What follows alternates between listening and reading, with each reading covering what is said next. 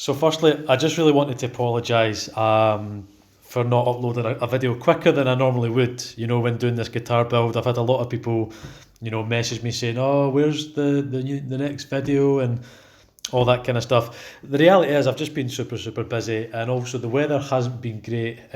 Obviously, for this next video, we're going to be cutting the headstock, so I can only apologise for that. But we're back now. We're on to the next part of this guitar build, which is basically shaping and cutting the headstock. Now, this will probably be one of the more favourite parts of the guitar build because this will allow you to make your guitar really unique and really your own. So realistically, you can choose any head shape, any headstock design that you wish. It's really all down to general preference. Now, because we've got a Stratocaster style body, we're going to be doing a Stratocaster style headstock. You can get templates online. However, we're going to be just a little bit more unique and we're going to draw it freehand just to see how it looks. And then we'll get it cut using a coping saw. So there'll be no jigsaws or routers or anything like that. Again, the purpose of this build is for it to be as quick, easy and cheap as possible. So we'll be cutting solid maple with a cheap Chinese $2.50 coping saw. So we'll see how that goes. But first, let's cut the headstock, okay? Again, this is one of the favourite parts of building a guitar because your final design is basically going to talk about and it's going to show people what you're about and what your guitar is about, you know? So we're going to do a Stratocaster style headstock. So I'll show you the way we do this, okay? So the first thing I do, blank sheet of paper, uncut headstock. And what I'll do, I'll put the headstock on the blank sheet of paper, okay? And then what I'm going to do is I'm just going to trace around the headstock so we've got a rough shape, okay? So we'll do that just now. Just get it nice and centre. So we'll just shape around it.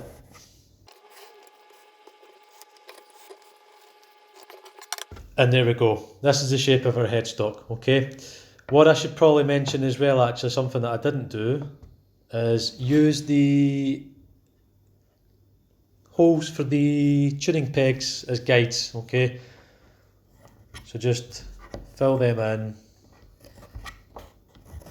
They don't need to be perfect circles. But again, this is just a guide to see, where you're going to cut, okay? So, what we do now, we'll get our scissors and we'll cut out the shape of the headstock, okay? So, let's do that. And guys, please try and keep within the lines, it's quite important, okay?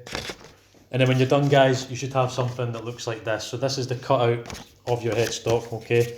So, as you can see, fits perfectly up there. Right, so what we're going to do, we're going to put the neck to one side, and obviously this is where you can start to draw your design. Don't worry if you have, some mistakes. Obviously you can use the other side, but just be mindful that it's going to be reversed, so make sure you've got plenty of bits of paper, okay? What you could also do is maybe draw two, if you've got space on the paper, draw two headstocks, but I've got an idea what mine's is going to look like. So what we'll do is we'll just go ahead and we'll draw a rough Stratocaster style design, okay? So let me see. Well, what I like to do first actually is bring it in from this sort of corner here like that, and then it's going to go round in a circle. So because the idea, especially when you're using just a coping saw, is you want to use as little cuts as possible. So if you've got a cutting point here, use that to your advantage, okay? And just pencil in your design, something like that, okay? And then come round with your curved headstock here, like that.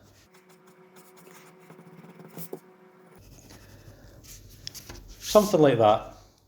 Again, just go over it, make sure it's as neat as possible. The beauty is you'll be able to refine it, you'll be able to refine the final shape once you've cut it out and stuff like that. But that's really what we're wanting. Something like that. Maybe just a little bit wider.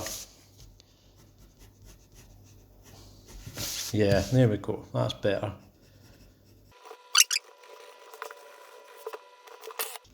That should do, guys. Obviously, it doesn't need to be perfect. That's as perfect as we're going to get it, to be honest with you, you know. Unless you're using a template, it's not going to be absolutely perfect. But again, this is a custom guitar, so it's supposed to look a little bit weird, a little bit choppy, you know, not exactly perfect. So the next thing you're going to do is you're going to get your scissors and you're going to very carefully around the edge just cut this out, okay? So we'll do that. And you should have something that looks like this, okay? So what we're going to do is we're going to draw this onto the headstock like so, yeah? And obviously these are going to be our cut points, but of course it's never going to be absolutely perfect. So the reason we've left this couple of mils of play around the outer edge of the template is so that once we've cut it, we can go in with a file and some sandpaper just to really refine the edges and get them how we want, okay? So this is what we're going to do next. We're going to draw this onto the headstock. Again, do this as carefully and as accurately as you can. If you do make a mistake, you can always just go over it with some 320 grit sandpaper and that'll get rid of any pencil lines. But again, just be as careful as you can. And yeah, best of luck. Here we go.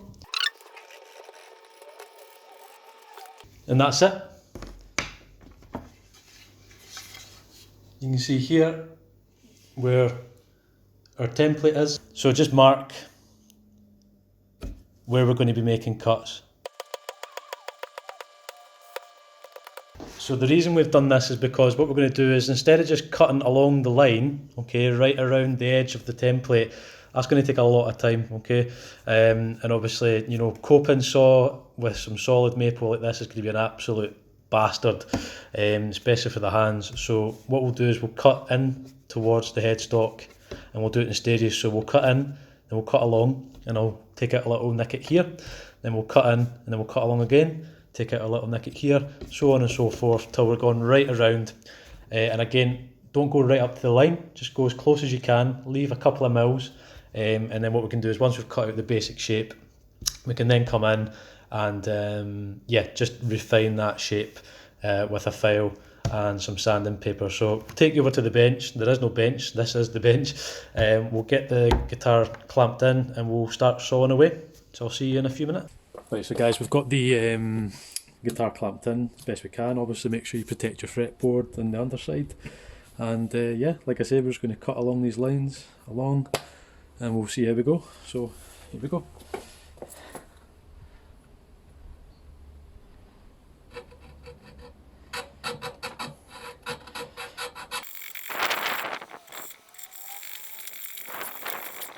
Right, so guys, as you can see, I've managed to go around with the coping saw as best I can. I might have been a little bit overzealous here at this sort of heel. And then really after that, it's really just a case of just going around it with the rasp and some sandpaper and just try to, you know, get the final shape, the final profile, and then just go in with some sandpaper and just get it nice and smooth, more or less until the finish resembles, you know, on the top of this side of the headstock and the back. What I might end up doing is, because I've made a little bit of an error here, is I might just actually straighten this edge off and have it curving round the side. It's going to look different, but again, it's the whole point, isn't it? It's supposed to look unique. So yeah, it's just a case of just rasping away. So I'll get on with that, and once I've got it as best I can, I'll come back and show you guys what it's like, okay? So, still got a little bit of work to do, but so far it's looking pretty good. So guys, we've pretty much got a finished headstock. Right guys, so we've actually just finished and completed the headstock. This took me about 2 hours in total. Really not a long time. I mean, if you've got a bandsaw, then absolutely it's going to take 30 seconds. And I did take a few breaks here and there. However, due to the fact that we used a $2.50 coping saw and some sandpaper, I think it's a pretty good result. Granted, there's still a few bits and pieces that need sort of, you know, refined. But generally speaking, I think it looks great. I really do think it looks great. So yeah, happy with that. So in the next episode, we're going to stain the neck, just the back, of course, not the fretboard. And we're actually going to level and crown the frets as well. So please make sure that you are subscribed for the next episode.